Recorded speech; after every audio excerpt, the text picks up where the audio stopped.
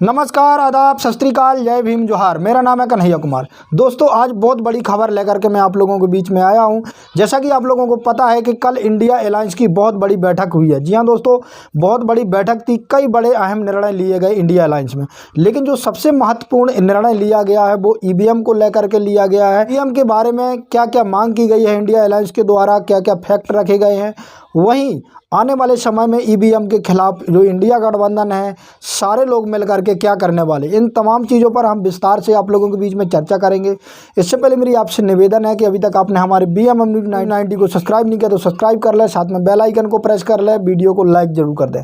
जी हाँ दोस्तों, जो सबसे बड़ी खबर आई है, कल इंडिया अलायंस की जो बैठक हुई है, बहुत काफ़ी बड़े निर्णय लिए गए। आपने देखा होगा कि जो PM फेस है उसके बारे में भी काफ़ी चर्चाएँ चल रही थी। इसके अलावा जो रणनीति तैयार की जाएगी इंडिया गठबंधन के द्वारा, मोदी जी से किस तरीके से हम फाइट करेंगे राजनीतिक, तो ये जिस तमाम प्रकार की कहीं ना कहीं ये चर्चाएं हुई। इसके अलावा जो सबसे ज़्यादा चर्चा रहा और उसका मुद्दा बना रहा वो रही ईवीएम को लेकर के।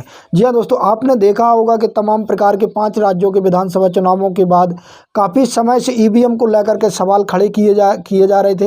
एक पार्टी नहीं, लगातार सारी पार्टियाँ, चाहे वो कांग्रेस हो, बसपा हो, सपा हो, तमाम प्रकार की बहुजन पार्टियाँ सभी इस चीज़ को लेकर के काफ़ी ज़्यादा सेंसिटिव थी और उनको लग रहा था कि ईवीएम के द्वारा कई सारी गड़बड़ियाँ की जा रही थी। वहीं सुप्रीम कोर्ट में भी लगातार जो सुप्रीम कोर्ट के बड़े बड़े वकील हैं, लगातार इस चीज़ की लड़ाई जारी रख रहे हैं।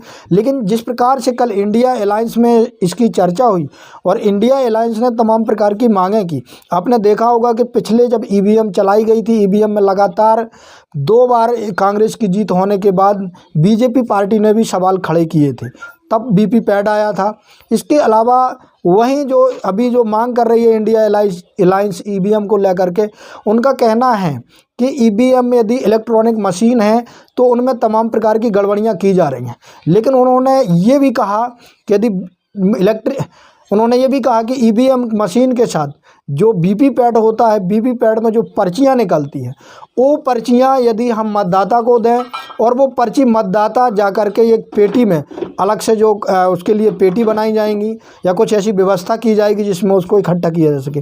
तो उनका कहने का मतलब ये था कि उसमें जो मतदाता है वो भी सेटिस्फाई रहेगा और जो राजनीतिक पार्टियां हैं वो भी इस चीज़ को लेकर के सेटिस्फाई रहेंगी कि हमने इस चीज़ में वोट दिया है और हमारे यहाँ का इतना वोट था, इतना मशीन में निकला है और इतना पर्चियों में निकला, तो इससे वेरीफाई भी किया जा सकता है। इन तमाम प्रकार की चर्चाएं चल रही थी। वहीं मैं थोड़ा बैक में बताना चाहूँगा कि खासकर जो मध्य प्रदेश में इलेक्शन हुआ, मध्य प्रदेश में कमलनाथ जी ने, दिग्विजय सिंह ने काफ़ी ज़्यादा आरोप लगाए मशीनों पर।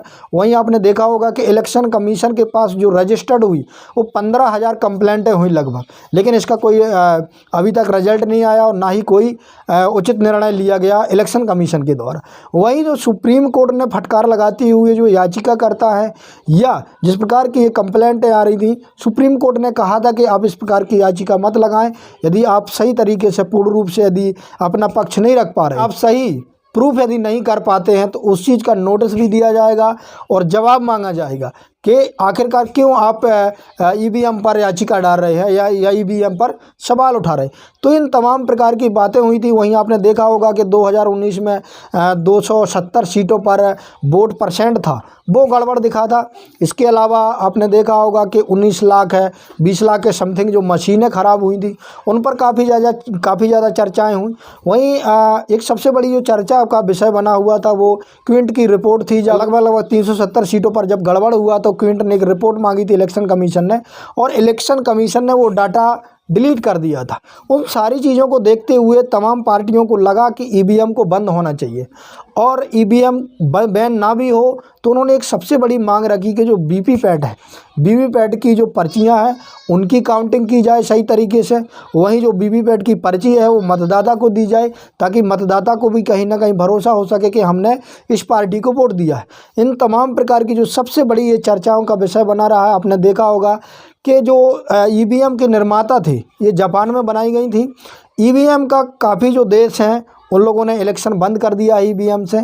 लेकिन भारत में लोगों का सवाल ये है कि जब राजनीतिक पार्टियां ईवीएम को ला सकती हैं तो राजनीतिक पार्टियां ईवीएम को बंद क्यों नहीं कर सकती हैं? ये सबसे बड़ा सवाल है लोगों का। उनका कहना है कि कांग्रेस पार्टी के समय में ये ईवीएम आई थी, वहीं बीजेपी के विरोध करने पर इसमें वीवीपैट लगाया गया। अभी जो सभी पार्टियां यदि वो विरोध कर रही हैं तो ईवीएम को या तो पूर्ण रूप से बंद कर दिया जाए, या जो सबसे बड़ी मांग रखी गई है कि जो वीवीपैट है, वीवीपैट की पर्चियों को गिना जाए और वो जो मतदाता है उसको वो पर्ची भी दी जाए। तो ये तमाम प्रकार की जो चर्चाएं, जो मुद्दा बना रहा कल का, वो ईवीएम को लेकर के बना रहा। वही इसके अलावा अन्य चर्चाएं हुई, काफ़ी ज़्यादा चर्चाएं हुई इंडिया गठबंधन को लेकर के, किस तरीके से हम 2024 में अपनी सरकार बनाएं। वहीं सीट शेयरिंग के बारे में भी अभी चर्चाएं चल रही थी, हालांकि इस चीज़ का खुलासा नहीं हुआ है। और तमाम प्रकार की रैलियों की भी घोषणा की गई इंडिया अलायंस के द्वारा, लेकिन जो सबसे बड़ा मुद्दा बना हुआ था वो ईवीएम को लेकर के बना हुआ था। आगे देखते क्या है कि ईवीएम को लेकर के क्या अपडेट आती है, जो भी होगी हम आप लोगों के बीच में जरूर बताएंगे। अंत में आपसे निवेदन है कि अभी तक हमारे BM News 90 को सब्सक्राइब नहीं किया तो सब्सक्राइब कर ले, साथ में बेल आइकन को प्रेस कर ले, कमेंट के माध्यम से अपनी राय जरूर दें। धन्यवाद।